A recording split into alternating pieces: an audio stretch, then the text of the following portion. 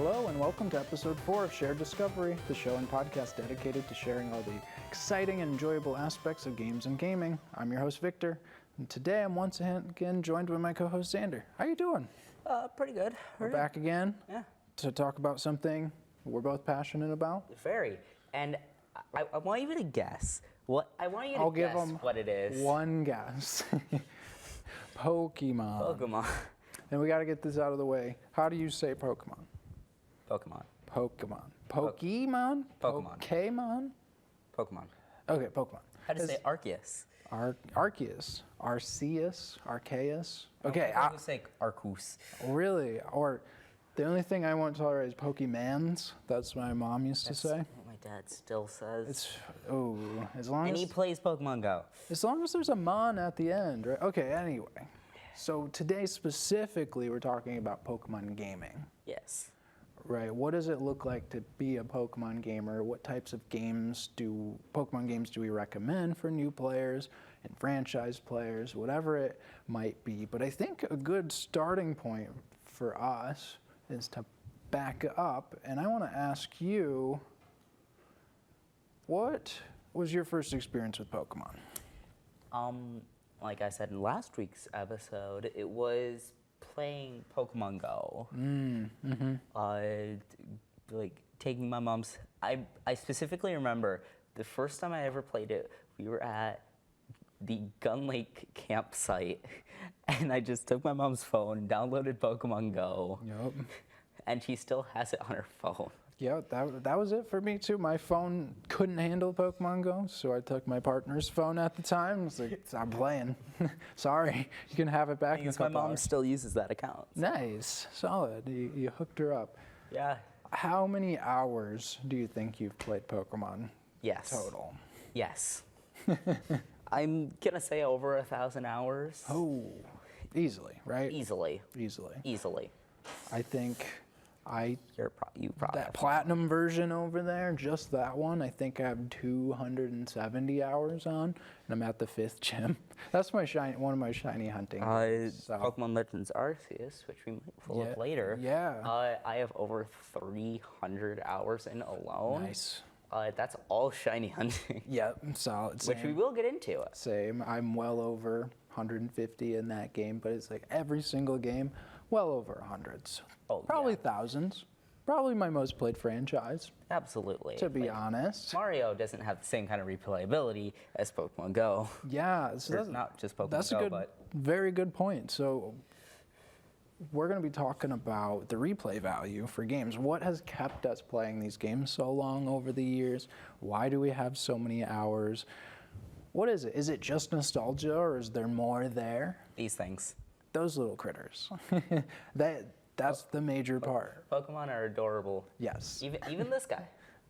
Yeah, look at that. Look at that Tyranitar. So I think it's important here. Some people watching might not even really know what Pokemon is, right? They've heard it before. They've heard the name. It's part of the mainstream. So Probably recognize. you know Pikachu, Yeah. right? Pikachu's the most recognizable Pokemon. You know a couple, but what is it even about? So what is, why Pokemon? Yeah. Tell me what Pokemon are. They are, going back, the reason why they're called Pokemon is because the original name for them was Pocket Monsters. That was the original cards, a long time ago. And 1995, I think. it's like over 20 years ago. Almost 30 at this point. Oh, yeah. Oh, jeez.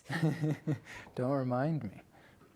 But yeah, but they eventually just shortened it to Pokemon. And now we have these things, absolutely everywhere. It is the single biggest game franchise there is. Oh, absolutely. And there are over 1,000 Pokemon at this point. Oh, yeah. Pokemon number 1000, we actually talked about last We did. time. We talked about Goldengo. And so I wanted to start here. I wanted to look up what actually is the definition of Pokemon for people that don't know. So what I found is, I'll just read through this. Pokemon are creatures of all shapes and sizes that live in the world along human partners called their trainers. During their adventures, Pokemon grow, they become more experienced, and even on occasion evolve into something stronger. There are hundreds, over 1,000, we said at this point, in the Pokemon universe, and untold numbers away. So essentially, the loop for Pokemon games is that you catch Pokemon partners of all sizes, 18 different types. You fight with them, you get them, make them stronger, you help them evolve, and you collect different kinds of Pokemon and it's been the same monsters. since it's been on that thing to when it came to this. Yes, this is the first Game Boy. This was what my cousin gave me. This was my first experience with Pokemon. I actually still have the original yellow version that he gave me. I don't know if it still works, but this is my first experience.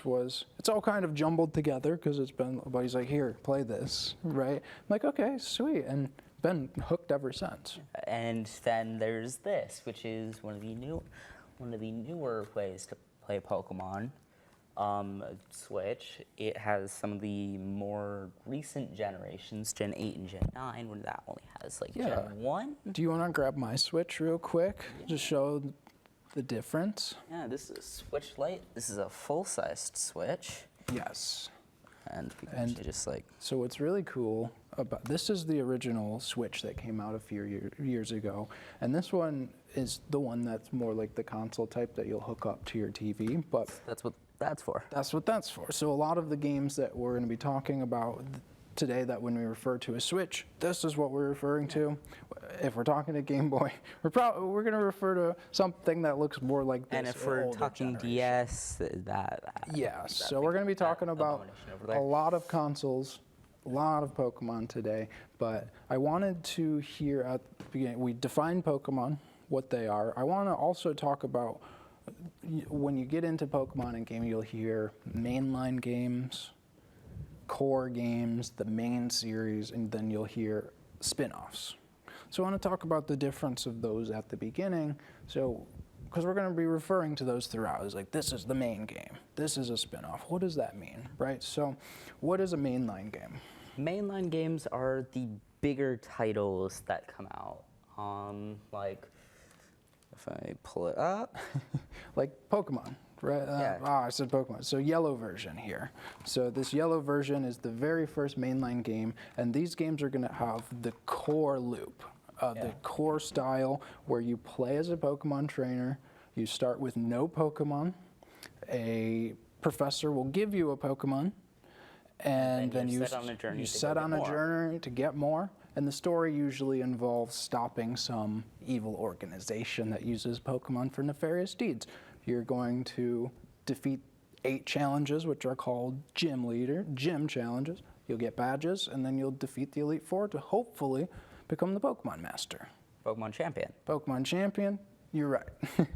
Yeah. The people define Ash. Master, but Ash yes, is the Pokemon Master. Yes, the Pokemon Champion of whatever game that you're, and each game is set in a different region. Yeah. Okay, question. Yeah. Do you count Legends Arceus as a mainstream game? It is a mainstream game. It's not a mainline game. No, it's a spin-off because that doesn't adhere to the core loop. I mean, it kind of does. It does, but by definition, it's not, right? Because it's set years back. 400 years? Yeah. In the future? Or the past? 200 something, and we'll talk about that more, but essentially there are 9 generations of games and 9 sets of mainline games. So the mainline games are typically going to have like a color, a letter, so Pokemon Yellow, Blue, Emerald attached to those, and they're going to have that core loop where you're the trainer catching Pokemon attempting to become the champion. Yeah. Right? And the reason why I say Arceus isn't because that's not the goal of the game. And the game plays a lot different. Oh, absolutely. So spin-offs, which Legends Arceus is, are anything else, right? So Pokemon that's applied to like pinball, Fighting games. There's fighting Still think Pokemon Pokemon games. Pinball is like the weirdest It's idea, weird. but it's weirdly popular. Yeah, it's very weird, but it's popular. It's a fun Yeah. game. I've played it myself. So anything that has Pokemon, the IP in it, but doesn't fit that main loop, I just wanted to talk about those definitions here at the beginning. Right here, I have Pokemon Sword and Pokemon Scarlet, two of the newest generations, Yep. or Gen 8, Gen 9. Yeah, and I think that's important to talk about too. What are generations? And a generation of Pokemon is a core game will come out, a mainline game will come out, and then until the next core game comes out, that 3 to 4 year period, any game that comes out in that window, that's a generation. So when Pokemon Red and Green in Japan and Red and Blue here in America came out, there was a period before this next core game came out, Silver and Gold, and the games that came out in the game, that's generation 1. Yeah. So when we refer to generations, think of it that way, these time periods, Yeah. denoted by mainline games. This takes place in the Generation 1 region, but it's Gen 7. Yes, so What are, I'm trying to remember what those are. yeah, so, and also, each generation, each mainline game that comes out will release a new set of Pokemon. So those set of Pokemon will often be referred to as being from that generation, right? So Generation 1 had 151 Pokemon. So when we say those Pokemon are Gen 1 Pokemon, that means that's the period they came out in. Includes this guy. Yeah, that includes Those that, guys. these. And all the Pikachus that are back there. Yes, Oh, and in all the in the Pikachus. Bulbasaur. Yes. So a lot of definitions here at the beginning, but we're going to be talking about mainline, spin-offs, generation, and Pokemon today. So who's playing Pokemon? Is it even popular? It is. It is one of the, again, it is one of the biggest game franchises there is. Yeah. Just about everyone's heard about it. Just about everyone has interacted with it. And I went in and I wanted to actually see the numbers. I'm a numbers guy. I like the research. I like the statistics. I just looked at it. Holy cow. Yeah, read it. Tell me. 440 million copies sold worldwide. Worldwide, right? And it's the second, I was surprised, it's the second best-selling franchise behind Mario, Of course. right?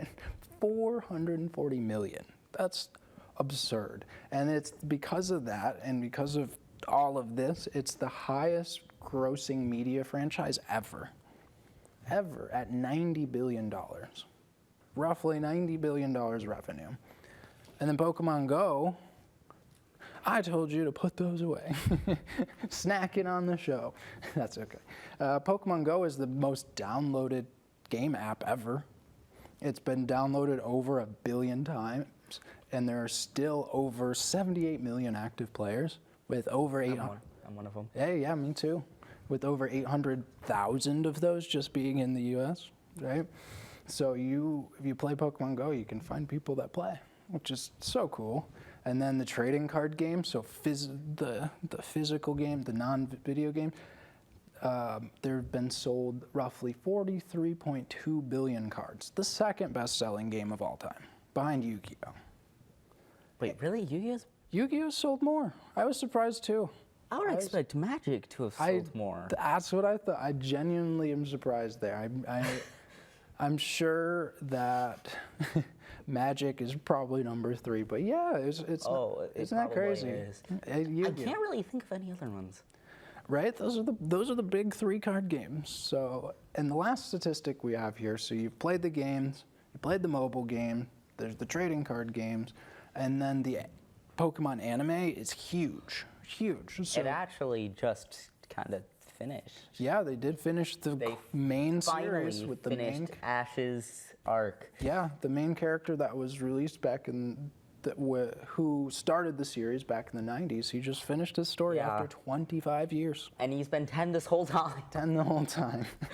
But what it shows here is that it's been watched by over 1 billion people in over 183 countries. That's a lot of countries if it's a million. But Why are we talking about these statistics?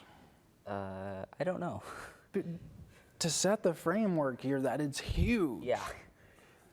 Everyone plays Pokemon. There's a reason for it. It's super popular. So I wanted to set that framework, get the statistics, the definitions out of the way, to say there's a place for you and we want you here, right? So what are the factors that we consider for people getting into the game? Getting into Pokemon and Pokemon gaming. Yeah. How easy the game is? That's a big one. That's true. Yeah. So like experience level. Yeah. So that's a huge one for that. so yeah, it's really important. So one of the categories we're thinking about, you're talking about ease, we're going to talk about experience level. Do you have no experience with games or Pokemon? There's certain games we'll recommend differently based on that. And then there are, if you have some experience, maybe you're a returning player, is it worth me coming back? We'll have some recommendations there. Maybe you have a lot of experience with games, but none with Pokemon. You want to know what this whole Pokemon thing is about. Yeah. Another thing, maturity level. True. Pokemon Legends Arceus is a tad bit darker than the other ones. True. Yeah. So that's another thing too, right? Age might be a factor But as you well. can play any Pokemon game at any age. It just depends on where you start at. Yeah, absolutely. So that's what we're going to experience level and age. We're going to have that as a criteria as we walk through some of the games that we recommend today and the play styles we recommend. And so next is like, what equipment do you have? How are you going to play these games? And so we talked about Pokemon Go, so playing on the phone. Want to send it? Yeah. Well, try it. Good. There we go. The Switch, we talked about the Switch here. A Switch has a lot of the mainline core games that are being released today. So, and what's really cool about the Switch and the phones, there are some cross-compatible games that you can play together. Pokemon Let's Go, both of those games can connect to Pokemon Go. There's direct compatibility there And between then there's Pokemon Home. Switch and your phone, right? Yeah.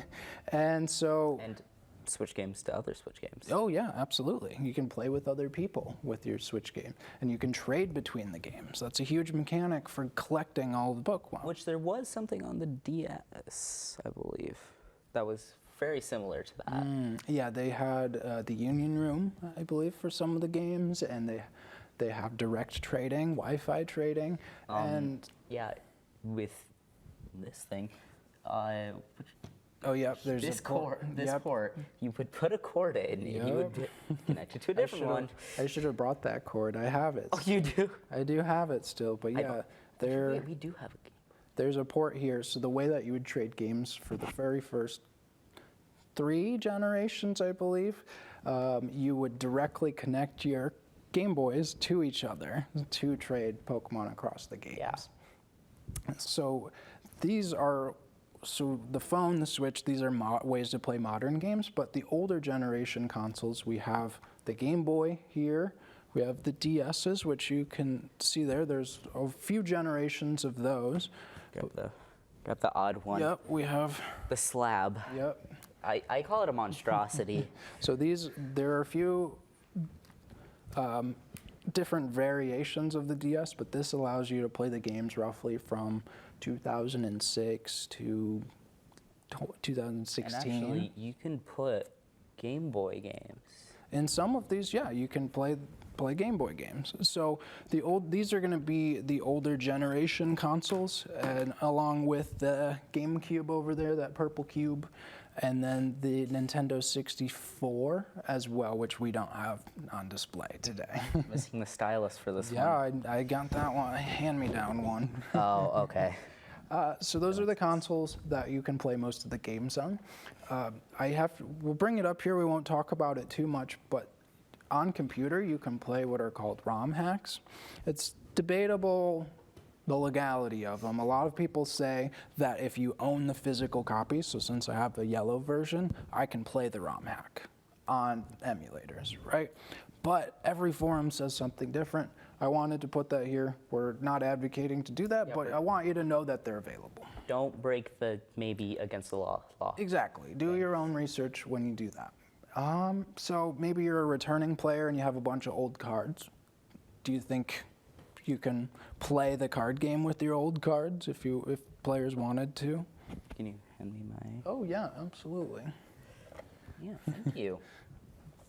And I'll answer that. You probably can't because of this thing called power creep.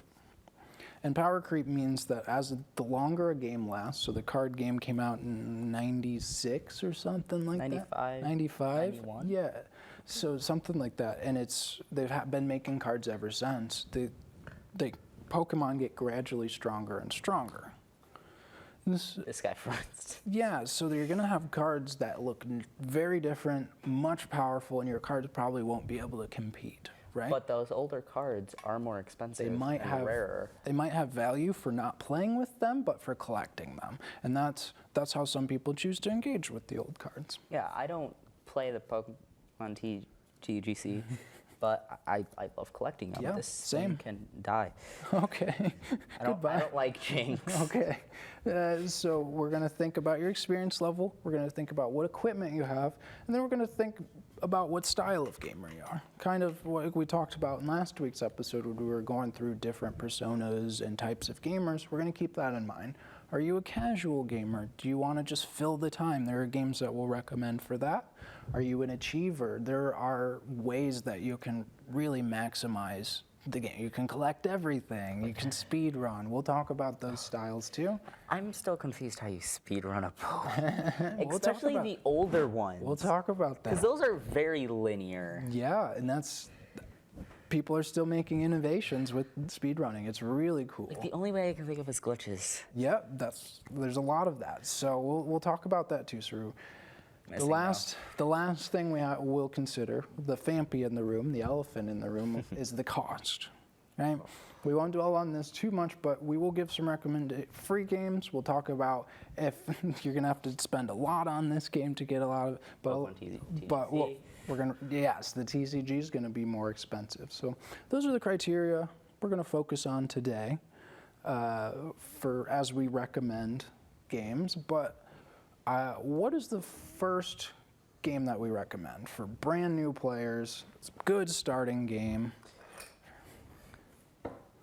Pokemon Let's Go, Pikachu and Eevee.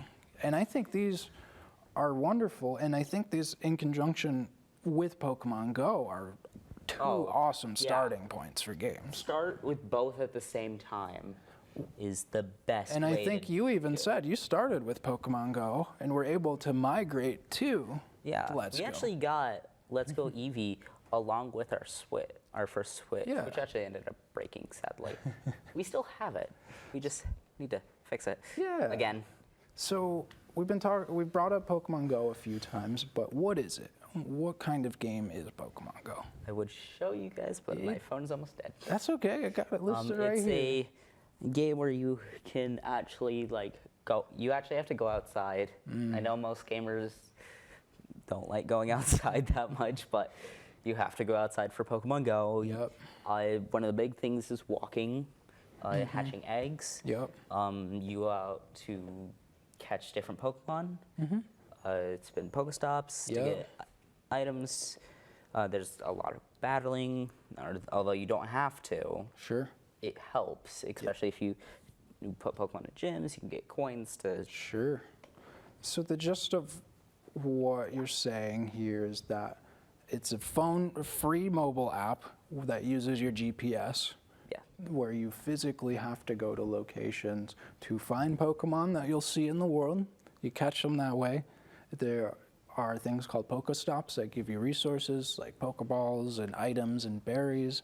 And then there are gyms also out in the world. So you uses your GPS to go find new Pokemon, battle other trainers, and play the game. It's very cool, and I think it's a really good introductory game because it's for the phone. A lot of people have a phone. It gets you active, and it gets you introduced to Pokemon in a really light way. Yeah. I mean, yeah, we are on Gen 7. The game's been out since 2016. Which means there are a lot of Pokemon, probably like 600 plus in there at this point. 800. 800 with Generate, but it'll start you out simply. It'll give you a starter Pokemon right at the beginning. It'll teach you the mechanics of catching Pokemon. You get to collect Pokemon. You'll get to learn what battling is in a more simplified way compared to some of the core games, right? And I think I like this as a starting point because it really can teach you new players, like what are Pokemon? Yeah. What does it mean to engage as a trainer? And Throw these things at people. Basically, that's the mainline games. yeah, your Pokemon are in these Pokeballs, and you throw them out to battle, and it's really cool. So in conjunction with that, the next game that we have here that you brought up was the Let's Go games, right? So the Let's Go games are actually a remake of Pokemon Yellow version from the 90s with modern graphics and simplified mechanics. So the battling will be simpler. You'll see Pokemon out in the world that you can catch. The catching will be a simplified version, and it'll actually tie directly to the Pokemon Go style of catching. You just You physically throw the wand to throw. I will say, sometimes if you try to throw it straight, it will just go that way. Because, of course. Of course. And what I really like about both of these games is the multiplayer aspect really eases new players into the game. Because since Pokemon Go is such a community-based game, you have questions, people will help you out. Like when I was getting into the game years ago, it was always like, all right, where should I go? What are the strategies? Like, can you trade me some Pokemon? Stuff like that, right? And with Pokemon Let's Go Eevee, they actually have a feature where you can play two players at the same time. You can take off the wands on the Switch, and it allows you to play with someone. So, yeah, so the Joy-Cons. Yes, the Joy-Cons. We'll leave that there. And so it allows you, so say you're playing with a kid, or you're getting your kid into the game, it allows you to walk them through the game. So I really like those as starting points. And you brought up Sword and Shield as a good introduction to what a mainline game is. The disc right here. Very cool. And why do you think Sword and Shield are good mainline games? It's more modern. It's way more accessible than, say, Heart Gold. Sure. Easier to get. Yeah. Too, right? Because Heart Gold at this point came out in 2007, right? A long time ago, so it's going to cost more. But also the mechanics are really nice for new players. But I will say this. From as soon as Pokemon came into 3D, it's all cutscenes. Yeah. When you're playing the main story, it's all cutscenes. Yeah, that is a good point that we talked about. That's a good chunk of what the game, like how long you're playing. Yeah, so a caveat there is that the cutscenes at the beginning serve as tutorials for new players. How to catch Pokemon, how to interact with your team, how to have battles, stuff like that. And as players who've played a lot, that can be frustrating, right? You can feel stuck for the first 30 minutes to an hour, depending on the game. The first hour of Pokemon Legends Arceus is 95% cutscenes. It's a lot of cutscenes, but there's a lot of we push past it because the gameplay is worth it to us, right? Legends Arceus. But that's why I think these games are really good for brand new kids, because then it literally walks them through it. So, and Sword and Shield specifically, I think is really nice for brand new players as well, because it has, again, multiplayer features. The worlds are fairly linear, and then they have, what are those, the raid battles? And the wild areas? The wild areas, yes, where you get to see Pokemon out in the world, interact with them, catch them. And then the 2 DLC areas are almost entirely wild area. Yeah, and that in the wild area is areas outside of the city where you get to go catch and interact with Pokemon. So those are the 3 games that we thought encapsulated like a good start. A couple spin-offs, like I'd say Let's Go is an in-between spin-off and mainline game, but whereas It's a remake of a mainline game. in kind of like spin-off feature where it has a lot of the features in a easier to digest method. And then Pokemon Go, I know a lot of people that only play Pokemon Go because it's a really good, back to our criteria, it's a really good time filler game. Oh, yeah. Right, you just pop in and play 30 minutes a day. Just pop in, see what Pokemon are standing near me right now. So it's really easy. And that's the word here. It is easy. So where do we go next? Or after these introductory games, where do we think we move next with players? Harder games. Harder games. So tell me about those. Scarlet and Violet. Okay. It's a lot more open world. And there's a lot more Pokemon. I believe there are 400. Yeah, so Excluding the ones that aren't in the decks, because there are some that came out with the Terra Raid dens that you can only get through there, and they're not technically in the decks. sure. And that's a lot of jargon for people that don't know what Pokemon is. Yes, it is. Right, so we're going to simplify. So let's start at the beginning. And Scarlet and Violet are the most recent mainline games Yes. that came out at the end of last year. Actually, I believe they are the most recent games. Are they still the most recent games? I think you're right. They're the most recent games and the most recent I think. mainline games as Unless of there's like lesser April known- 2023. Unless there's like very lesser known spin-offs, but I think you're right, though. I think they're the current most recent games. And what they did is they took the mainline game form, kept all of the battling, all of the catching, and expanded it to an open world formula. So you go in, you might have 20 minutes of cutscenes at the beginning of the game, but you get a riding Pokemon and you get to just go out and explore the world at your own pace. and you can upgrade your riding Pokemon with Yeah, maybe not sandwiches. They really they went all out on making it feel more like an open world adventure game instead of like a linear story based game that a lot of there the are older actually- ones are. And there are actually 3 main storylines to go through. There's the main one, which is the gym challenge.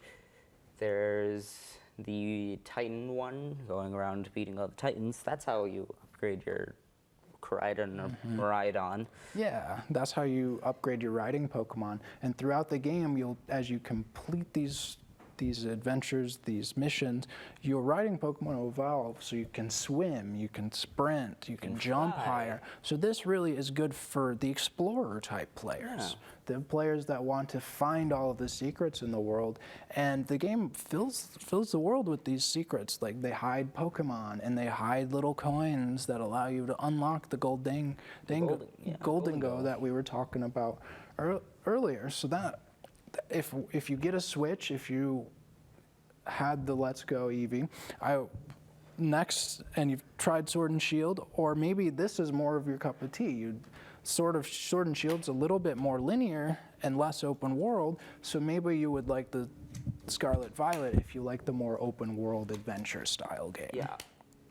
And then the last of the 3 paths is the one against the evil team. Yes. In Scarlet and Violet, you get your gyms like normal, and then you beat these challenges, the boss challenges that allow you to upgrade your Mon, and then you also beat an Star. Yes, an evil team. So Trio. it keeps all of the traditions of mainline games, but updates them for a main game formula. Yeah. And I think so while we're talking about Switch games, I think it's very important for us to talk about Pokemon Legends Arceus, right? We touched on it earlier, but Pokemon Legends Arceus is a spin-off game in which it's like an action open zone game. So there are 5 zones in which you go in, you see Pokemon out in the world, and you interact and you like physically throw your Pokeballs at them and catch them, and you hide and stealth and tumble, and the Pokemon can actually attack you. Yeah. That's the first time in a game where a Pokemon can actually interact with you. Yeah, it's a very fun game. Let's check how much time I've. Yeah, so let's see how much time you have in there. But this one's really good for players that are 320 hours. see, back to how much we play. It's really a fun game. And with Legends Arceus specifically, this might be geared towards more players that are less into the RPG style, because they do have the turn-based combat, but you can play a big part of the game without ever touching that kind of combat. Just being out as your player, dodging, throwing balls, catching Pokemon, and they added a new system where you actually fight boss Pokemon. You dodge and tumble and I'm not demonstrating. avoid that. their attacks. That's the one thing I'm yes. not gonna demonstrate. What's going on over here? So this was a really cool innovation and move forward for the genre. This came out last year, the beginning of last year, before Scarlet and Violet, and kind of set the framework for building into Scarlet and Violet. And so we had two more that we wanted to talk about on the Switch. So this Legends Arceus is really good for the Explorer types as well as the Achievers, because they have this completion mechanic where every Pokemon has goals attached to it. Yeah, I have actually. Cool. And as you go through the game and use them, you'll complete these goals. So it's a really good game for the people that like to be completionists and the achievers in the game. Yeah, there's this completion, this Pokedex entry system that's really good for And research levels. Yeah, and so you take on the role of a researcher understanding Pokemon. It's a really cool concept, and I think a good step forward for the And genre. once you get all the Pokemon to research level 10, you get the shiny charm, which has actually been in every game since like Gen 2. Maybe Gen 2? It wasn't in Gen 2 or 3. It came out in Gen 4. So the shiny charm is... I don't think we've even talked about shiny Pokemon yet, which we will get to later. You're skipping all over the place. I know. And so... But still. The next Pokemon game for the Switch we wanted to talk about, it might be geared towards fighting gamers, like people like Mortal Kombat and Street Fighter, things like that. It's called Pokken Tournament. It has the strict fighting game mechanics where 1v1 combat, but you're playing as Pokemon. There's a whole roster of Pokemon that you can play as in battle, and there's a really tight competitive community and there's tournaments held regularly. It's basically take Super Smash Bros. Ultimate and take out all the other characters except for the Pokemon. Not necessarily. I would say Well, it is a fighting game, right? But the mechanics, I would say, lean more towards a Street Fighter style compared to a Smash Bros. Right? And I'm sure they were absolutely inspired by Smash Bros. But I wanted to put this here because maybe some players that are listening are like, I don't care about the RPG, I don't care about the open world stuff. I play fighting games. This is here for you. This is a really cool spin-off, really cool mechanics, and like great graphics. This is one of the best looking Pokemon games out there. And the last game we wanted to recommend for the Switch was new Pokemon Snap. Pokken Tournament is on Switch? Yeah. Yeah, it's it actually started as an arcade game, I believe, which is really cool. I know it's on Wii U. Yeah. I know it's on Switch. Yeah, it's been ported to the Switch. It's fun. Whatever. So the last game is Pokemon Snap, and this is going to be more for like the casual players, the people that want to decompress and just enjoy the world. People who like me, like how the game looks. Mm-hmm. This game is my vote for the best looking Pokemon game.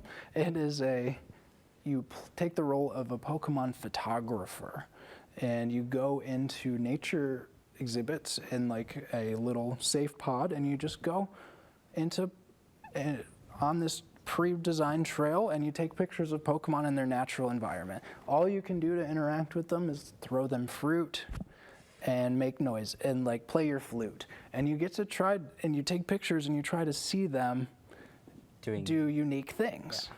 And you more points. Yeah, and the goal there is to get each picture you take is 1 to 4 stars depending on what the Pokemon is doing, right? So I like this game a lot as like it's not going to be for the hardcore gamers or the ultimate gamers. It's going to be for those gamers that want to decompress. There's not a lot of depth there, but it's really relaxing and great to I look at. have to admit, I've never actually played it. Oh, I have it. We'll have to boot that up here for you. It's really fun. And it's called New Pokemon Snap because the original one was actually on the Nintendo 64. Yes. So, also we want to talk about some mobile games because say you are more on the free-to-play player spectrum, like where you're just like, I just want to play my phone with my phone.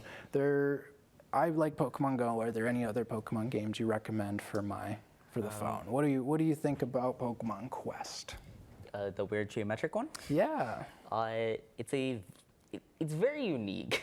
I will say that. It's very unique compared to all the other ones because I'm trying to remember a game that's similar to it. It is, what I would describe it as is it's a Pokemon battler where you just Auto battler. That's it. You take your team of Pokemon into a level, and they just go and battle. And you have minimal ability to interact, but and make them attack. But you can make them attack. Goes on cooldown. You can make them run, and that's it. Otherwise, they just battle. Yeah.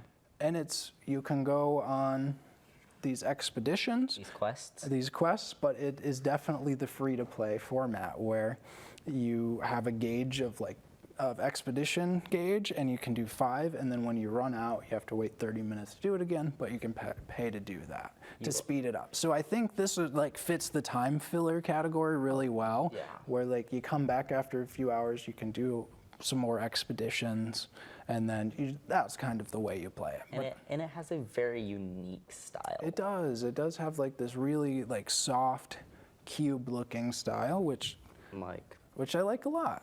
Legends Arceus. Mm-hmm. So that's what I wanted to recommend there. And then if you are maybe a MOBA player, a multiplayer online battle arena, so like League of Legends or Smite, there is a Pokemon MOBA that we wanted to touch on here. I'm not talking about it. It's not necessarily our favorite. We won't stay here long, but it's called Pokemon Unite. It's another game where you take the role of a Pokemon, and there are it's 5v5, so 5 players versus 5 players on Pokemon teams. So the depth, it's not a lot of depth, and it absolutely is that free-to-play formula, but again, a really good casual game if you're just going to play a few games here and there. But it's not that good. Xander doesn't like it. I don't. I had a lot of fun with it.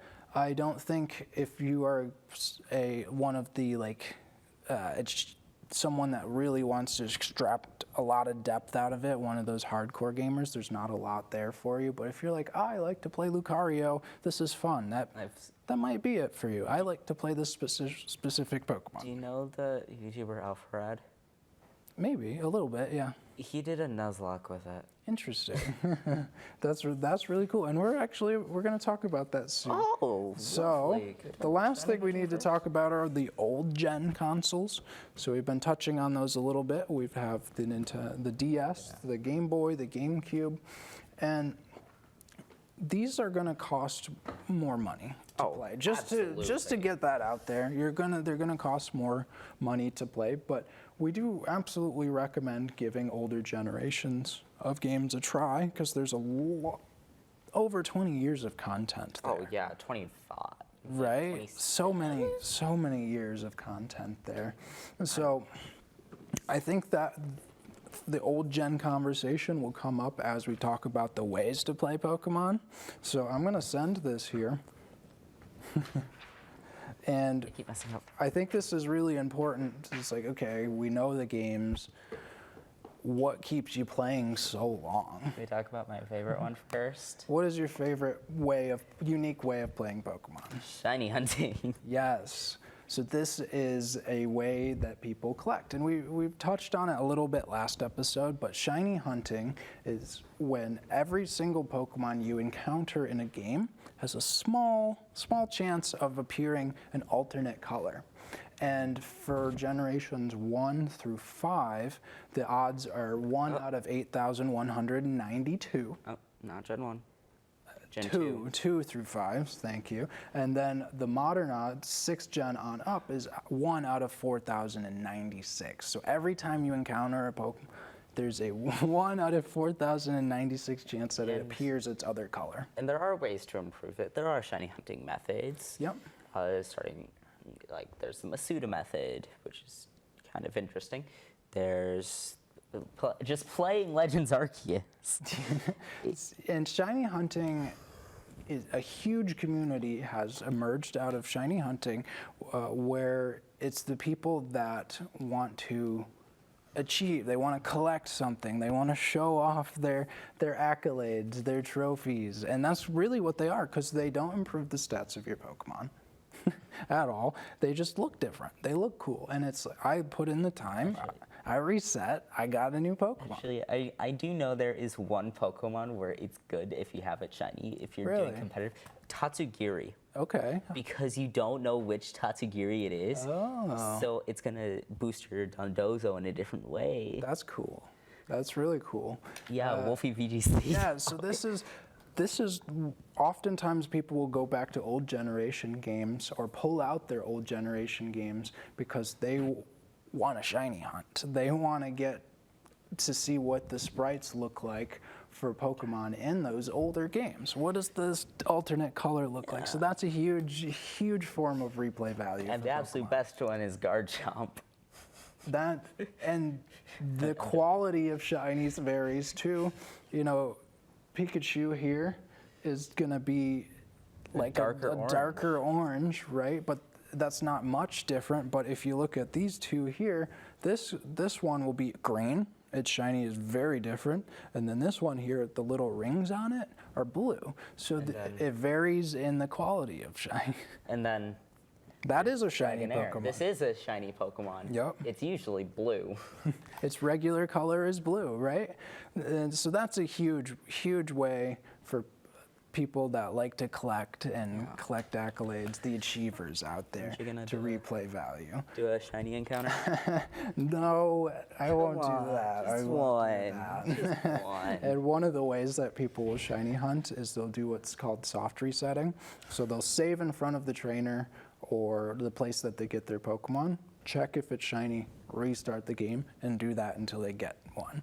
So that's what I've been doing on this game. I'm 2,200 encounters into it, so we'll get there. That's Gen 5, right? That's Generation 5, yep. So the next one, this is going to be for the competitive players out there, the hardcore gamers, is competitive gaming, competitive Pokemon, where you compete against other players with certain restrictions to make a team. Make teams in battle to see who wins tournaments, and there's national and global competitions for this every year. One of my favorite ones, it was a few years ago. There was a tournament. It was a metronome battle. Interesting. You do know what the move metronome does? Yeah, tell them what it does. The move metronome, it basically you have 10 uses of it, and when you use it, it just does a random move. You could get Splash one turn and then Draco Meteor the next. Yep, Splash does 0 damage. In the newer does a lot. Draco Meteor does 130, I believe. Yep. So a lot of players still play the games to just squeeze as much depth and competition out of the game, and like what is the best team, what's the best composition of Pokemon, what are the best items to use. Yes. So this is a really popular way to play the game. I'm still sad there's no multiplayer battling in Legends Arceus, because that would have been so cool. That would be cool, yeah. And with competitive, what's really cool about competitive, if it's a style that you want to play the game, is that there are still people that play. There are competitive tournaments for every generation of game, and there's still.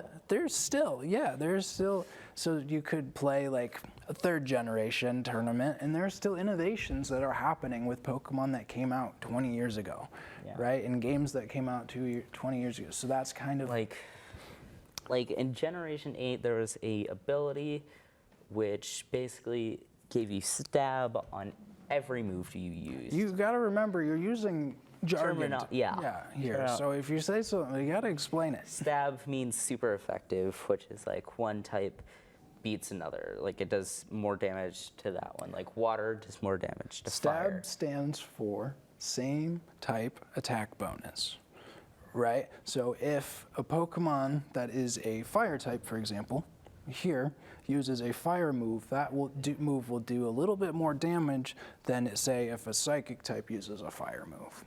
Synchronize on him. Absolutely.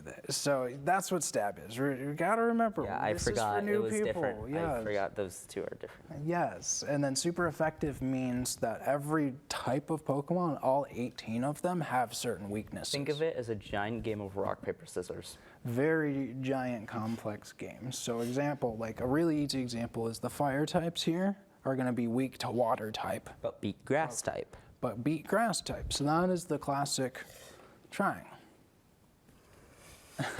Psychic beats dark. No, it's the other way around. Is it? Yes, dark beats psychic. Oh yeah. Right?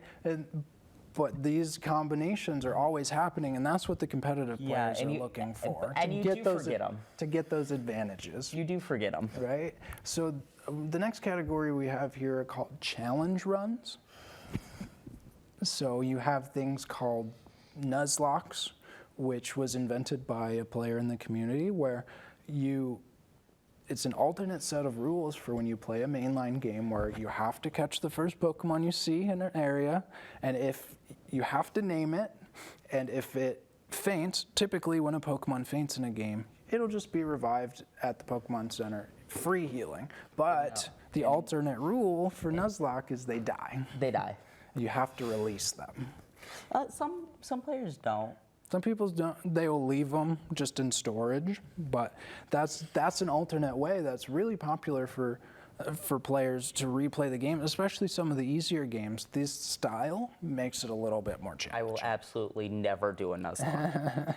It's stressful. A lot of people find it stressful having to release their friends, their Pokemon that they like, right? Never do a Professor Oak's challenge. And so the next type here, the next challenge run we have is called the Professor Oak's Challenge. So in each region there is a professor that will give you your starting Pokemon. And in the first region it's called Professor Oak. And the main goal of the first game is to collect all the Pokemon and get them entered into your Pokedex, which is like a reference database of all the Pokemon you see.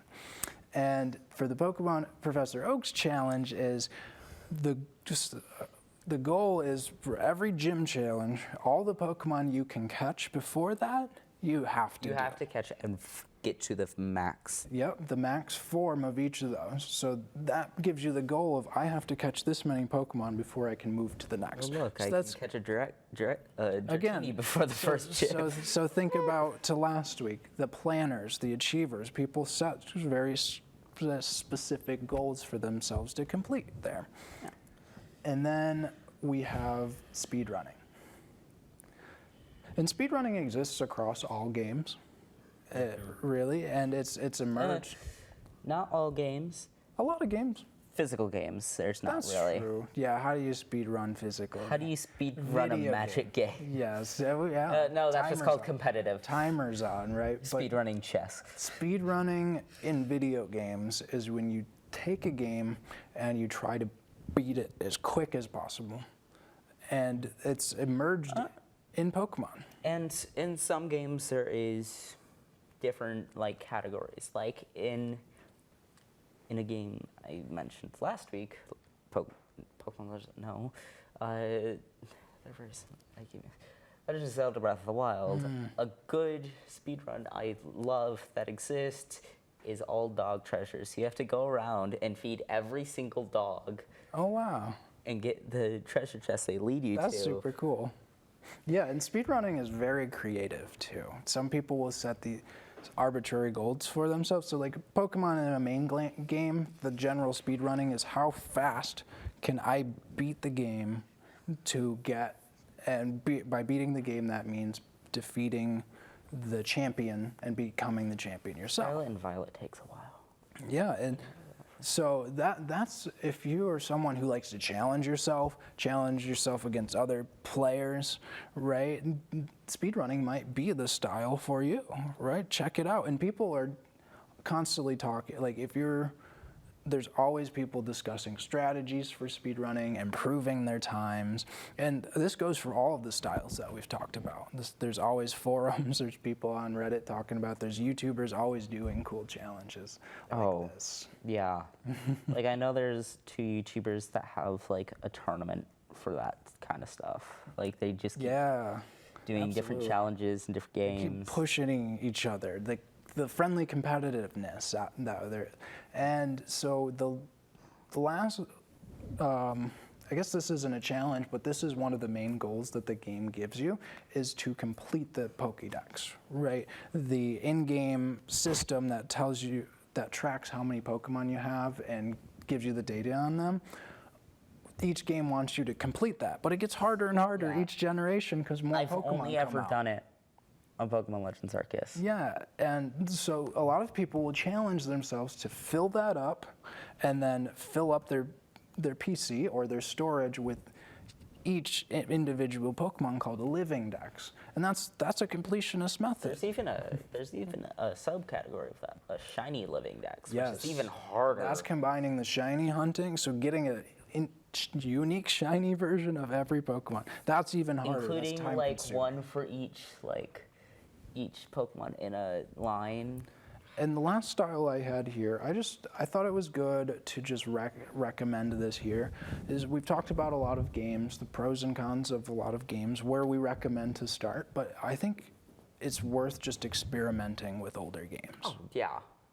And based on that, what generation do you think it is worth people try?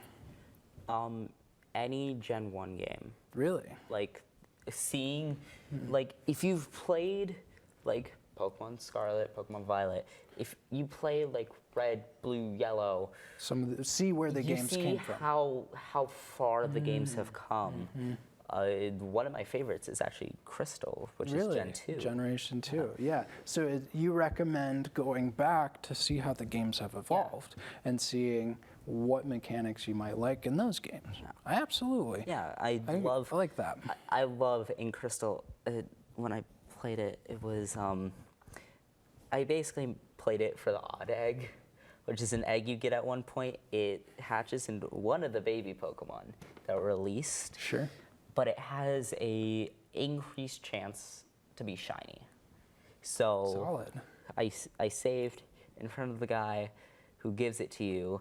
I would collect it, run out, go up and down. Okay, so you were doing a little form of shiny hunting for yourself. Okay, that's really cool. And then in that game as well, there's the Red Gyarados, the most popular shiny. It's a guaranteed shiny. Yeah. So one of the few instances that the game just gives you a shiny, which is really cool. Yeah. But that about wraps it up today. Yeah. Well, those are some unique ways that you can keep engaging. Those are the ways that people keep playing, keep pushing themselves, keep competing. They compete, they have different challenge runs, they give themselves goals, and that's what keeps people playing so long. They pick their favorite Pokemon, they pick their favorite style of game, and try to maximize that. So first of all, tell us your favorite Pokemon game. Let us know if you have any questions for us. Let us know if you have a favorite Pokemon. Yeah, absolutely. I'm going to ask you the same. Yeah, my favorite Pokemon's right here, Flareon. Really? Mine, I have like 13 different. Okay, well, 13 different I ones? think we might have to have you back on, Xander, for another Pokemon episode. Absolutely. We went through a lot of We content could go there, through the so history of shiny hunting. so maybe we'll love to do that. maybe we could talk about shiny hunting. But as we go here, first want to say thank you to BCTV for letting us put on this production. And if you have any questions, please send us an email at shareddiscoveryshow@gmail.com and leave those questions in the comments. We'd love to read those out here on the show. And yell at Ron to Oh yes, talk do to the Ron Twitter. on Twitter, right? Get the Twitter. Yes. So Ron, get the Twitter. thank you for joining us on episode 4 of Shared Discovery. As we go, please make sure to be kind to others, have fun, and play some games. And don't forget to be good people. Thank you.